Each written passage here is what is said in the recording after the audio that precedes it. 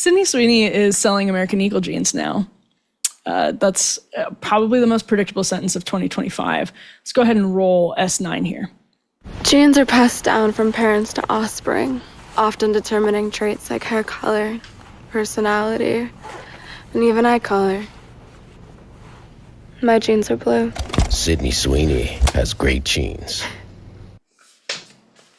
Okay, so lots of different reactions to the Sydney Sweeney has great genes ad, but one thing you do see there is this kind of intentional focus on the female form, right? The figure eight, the voluptuousness of Sydney Sweeney, dare I say. She's in the full Canadian tuxedo, which I know it's called the Canadian tuxedo, but there's obviously a deep element of Americana to it.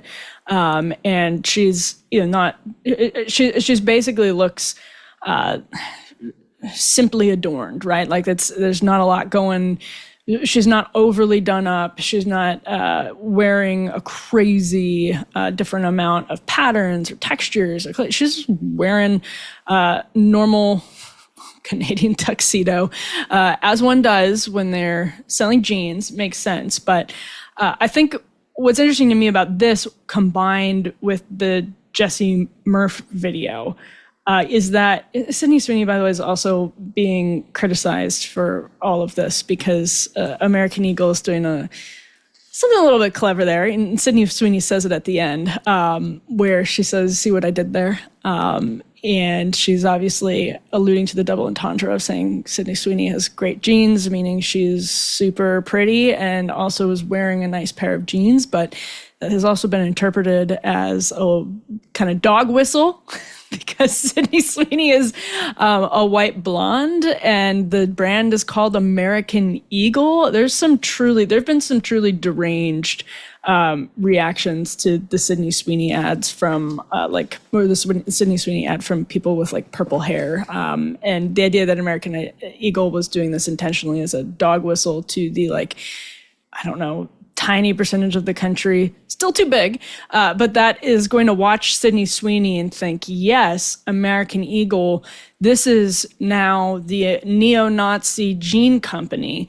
I think is a bit far-fetched, but what you get from Sydney Sweeney, I think, like Jesse Murph, to be honest, is the idea that you want to sell something different. And again, in the Lana Del Rey era, there was sort of the Kardashians, and then there was Camille Paglia has written about this, and what I would pay to hear Camille Paglia react live to that Jesse Murph video, to the official music video itself. I can't even come up with a figure because it would bankrupt me probably. But she's talked about the Kardashians versus some of the, at their time, sort of, if you go back to like when Lana and Kardashians were peaking, like 2014, it was one or the other, like one extreme or the other. You're either sort of stick thin or Kardashian. And because the Kardashians were more voluptuous, which Paglia